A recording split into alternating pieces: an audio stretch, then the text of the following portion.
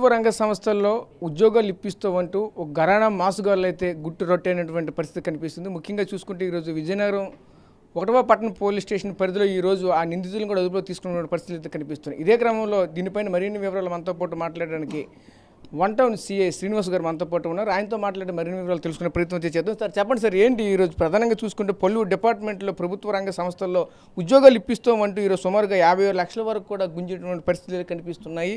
అసలు ఈ కేసుని ఏ విధంగా ఛేదించారు, అసలు ఏం జరిగింది? అది సిరికి వినోద్ గారు అని చెప్పేసి ఎస్కోట్ మండలం అండి. ఆయన కంప్లైంట్ పోలీస్ స్టేషన్కి వచ్చి అప్రోచ్ అవ్వడం జరిగింది. సార్, గవర్నమెంట్ డిపార్ట్మెంట్స్లో అవుట్సోర్సింగ్ జాబ్లు ఇప్పిస్తూ ఉన్నారని చెప్పి విజిలెన్స్, ఎన్ఫోర్స్మెంట్ డిపార్ట్మెంటు, లేకపోతే రెవెన్యూ డిపార్ట్మెంటు, ఫారెస్ట్ డిపార్ట్మెంట్లోని జాబుల గురించి అని నాతో పాటు కొంతమంది మోసపోయారని చెప్పి మనం కంప్లైంట్ ఇవ్వడం జరిగింది. ఆయన వినోద్ గారు ఇచ్చిన కంప్లైంట్ మీద ఫిబ్రవరిలో కేసు నమోదు చేశాము. కేసు నమోదు చేసినప్పుడు దర్యాప్తులో తెలిసింది ఏంటంటే, ఒక ఆయన సుజిత్ అని చెప్పేసి విజయనగరం పట్టణానికి సంబంధించిన ప్రదీప్ నగర్లోని అతను స్టేటస్ పెట్టుకున్నాడు, ఇలాగ అవుట్సోర్సింగ్ జాబులు ఉన్నాయి, తీస్తున్నారు, ఎవరైనా ఇంట్రెస్టెడ్ ఉంటే అప్రోచ్ అవ్వమని.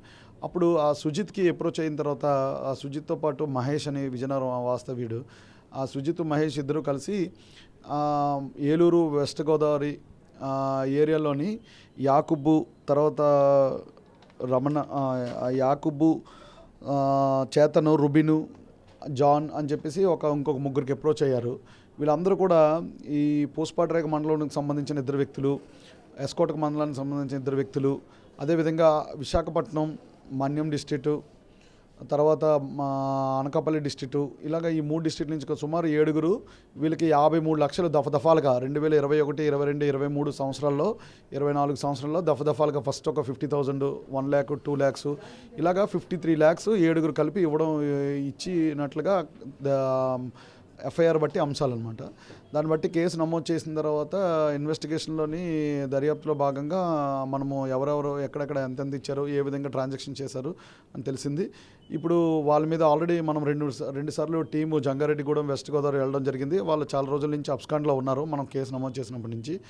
ఈరోజు ఆ సుజిత్ అన్న అతని వ్యక్తి ఎవరైతే A1 అతను ఉన్నాడో, అతనికి బెడ్ రిడన్లో హెల్త్ బాగోక హాస్పిటల్ అడ్మిట్ అయి ఉంటే, మిగతా వీళ్ళందరూ కూడా పరామర్శించడానికి వస్తే ఎవరైతే చెక్క మహేష్ లోకల్లో విజయనగరం వాస్తవ్యుడు, చేతన్, రూబెన్, జాను, యాకుబు, వీళ్ళందరినీ కూడా మనం కస్టడీలో తీసుకోవడం జరిగింది. కస్టడీలో తీసుకున్న తర్వాత నిన్న కస్టడీలో తీసుకుని వాళ్ళని విచారిస్తే వీళ్ళకి వీళ్ళ బ్యాక్గ్రౌండ్లోని హైదరాబాద్కి చెందిన రెడ్డి అన్న అతను, తర్వాత కార్తీక్ అన్న అతను, తర్వాత గుంటూరుకి సంబంధించిన రవీంద్ర, వీళ్ళందరూ కూడా వీళ్ళ బ్యాక్గ్రౌండ్లో కూడా ఉన్నారని చెప్పి అన్నారు. మొత్తం అందరినీ ఎక్యూజన్ చేస్తూ దర్యాప్తు భాగంగా 6 lakhs కూడా రికవరీ చేశాము అవుట్ ఆఫ్ 53 lakhsలోని.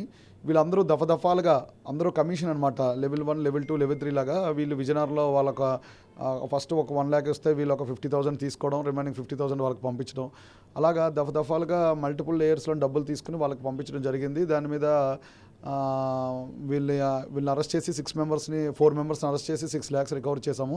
రిమైనింగ్ ఇంకా ఎక్యూజ్డ్ ఉన్నారు, వాళ్ళని కూడా అరెస్ట్ చేయాల్సి ఉన్నది, వాళ్ళ దగ్గర నుంచి కూడా రికవర్ చేయాల్సి ఉన్నది. అంటే ఈరోజు మన జిల్లాలోనే ఉన్నారా ఈ ప్రజెంట్ ఈ బాధ్యతలు? ఇంకా పక్క జిల్లాల్లో కూడా ఉన్నారు, పక్క రాష్ట్రాల్లో కూడా ఉన్నారు. ఎక్కడి నుంచి ఇదంతా కూడా గ్యాంగ్ స్టార్ట్ అయింది? అంటే వీళ్ళు ఇందులోనే ఒక ఎక్యూజ్డ్ ఎవరైతే ఉన్నాడో రూబిన్ అని, ఇతను ఫారెస్ట్ డిపార్ట్మెంట్లో ఇంతకు ముందు అవుట్సోర్సింగ్ జాబ్ చేసేవాడండి. అతను ఈ అవుట్సోర్సింగ్ జాబ్ చేయడం వల్ల, ఇంతకుముందు ఈ ఫీల్డ్లో తిరగడం వల్ల అందరికి కూడా ఈ రుబిన్ మెయిన్ ఎక్యూజ్డ్ అనమాట. ఈ రుబిన్ మెయిన్ ఎక్యూజ్డ్. కాకపోతే వీళ్ళకి డాక్యుమెంటేషను అంటే fake appointment letters, fake ID కార్డులు సప్లై చేసేది మాత్రం హైదరాబాద్లో ఉన్నారు. వాళ్ళు ప్రొవైడ్ చేస్తున్నారు. వాళ్ళని ఇది పంపించిన తర్వాత వీళ్ళందరికీ కూడా ఈ రూబిన్ చేస్తున్నారు. బాధితులు మన జిల్లాలోనే కాకుండా మేబీ వెస్ట్ గోదావరి అక్కడ కూడా ఉండొచ్చు. వీళ్ళని ఇంట్రాగేషన్లో ఏంటంటే, ఇంతకుముందు కూడా మీ మీద ఏమైనా ఎఫ్ఐఆర్లు ఉన్నాయా, కేసులు ఉన్నాయా అని వెరిఫై చేస్తే వాళ్ళని అడిగితే కంప్లైంట్లు లేదు సార్, కాకపోతే కేసులు నమోదు అవ్వలేదు, మేము చెక్లు అవి ఇచ్చేసి టైం బౌండ్ తీసుకుని మేము అంతా 1 lakh 1 yearలో ఇచ్చేస్తాము, 5 yearsలో ఇచ్చేస్తాము, 2 yearsలో ఇచ్చేస్తాము, ఇంత ఇవ్వాలి, 10 లక్షలు ఇవ్వాలంటే ఇంత టైం బౌండ్ తీసుకుని కాంప్రమైజ్ చేసుకున్నారు.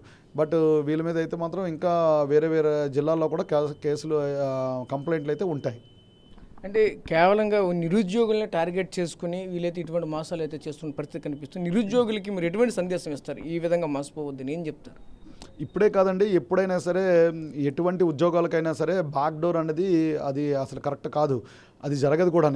ఏ ఉద్యోగాలైనా కూడా సిస్టమేటిక్గా ఒక నోటిఫికేషన్ ఇచ్చిన తర్వాత దానికి రిక్రూట్మెంట్ చేసి, ఆ తర్వాత ప్రాసెసింగ్ చేసి, అప్లికేషన్ పెట్టిన తర్వాత ఫిజికల్ టెస్ట్, రిటర్న్ టెస్ట్, లేకపోతే ఇంటర్వ్యూస్, ఇలాంటివన్నీ జెన్యూన్గా జరుగుతాయి.